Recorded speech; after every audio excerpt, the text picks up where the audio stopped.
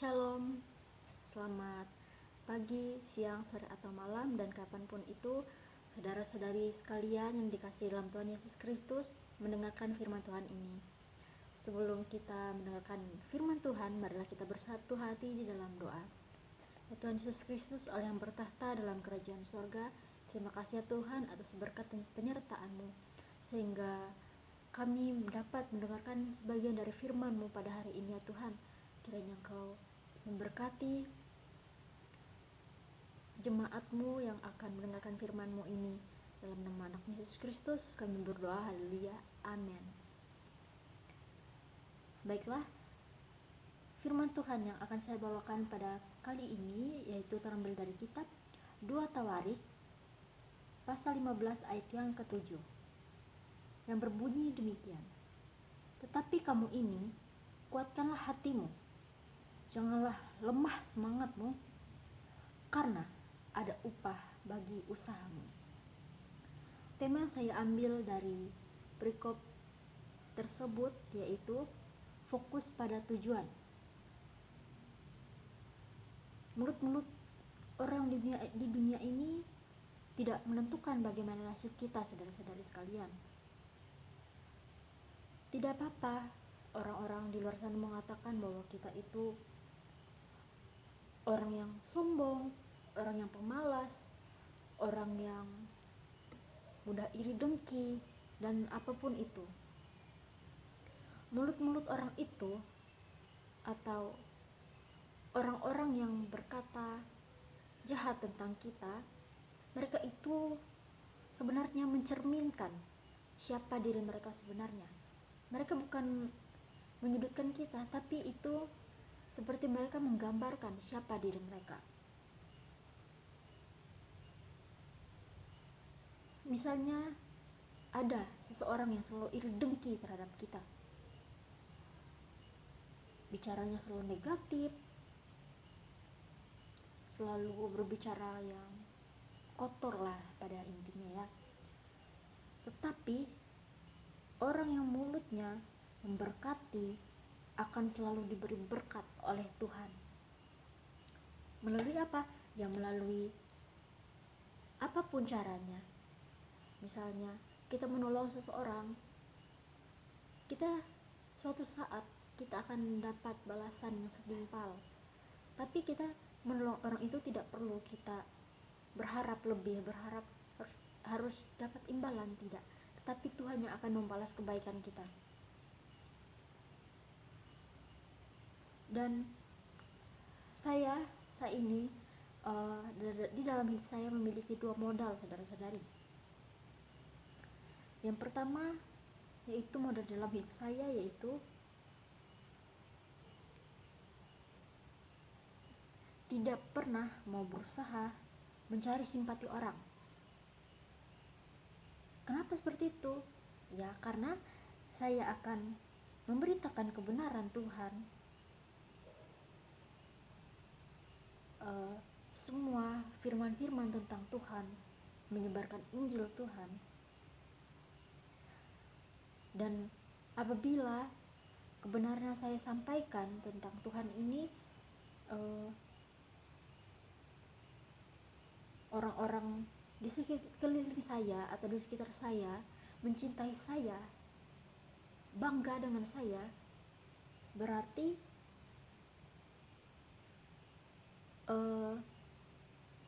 saya percaya bahwa berkat Tuhan itu ada pada diri kita semua. Tetapi apabila saya menyampaikan kebenaran firman Tuhan tadi, saya menjadi dibenci oleh teman-teman, misalnya tetangga atau saudara-saudari saya yang mungkin ya masih belum percaya tentang firman Tuhan. Mereka membenci saya karena saya menyebarkan firman Tuhan, memberitakan Injil. Berarti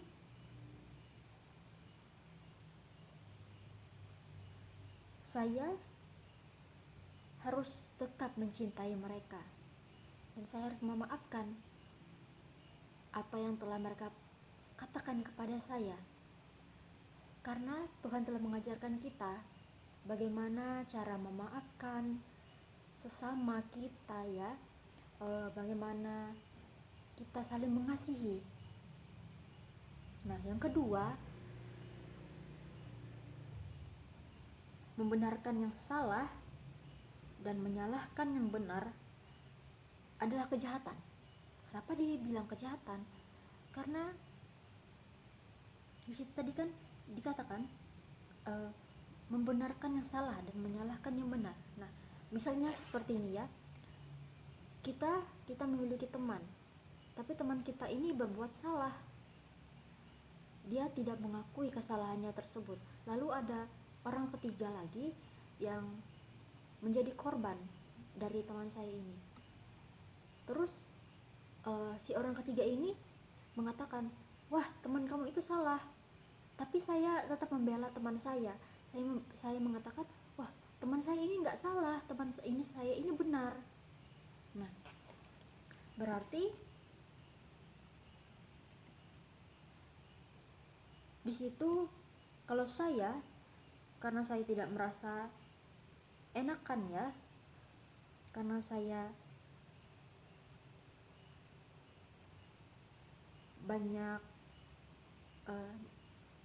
memiliki kesalahan juga, tetapi saya tidak pernah membenarkan sesuatu yang salah. Sebaliknya,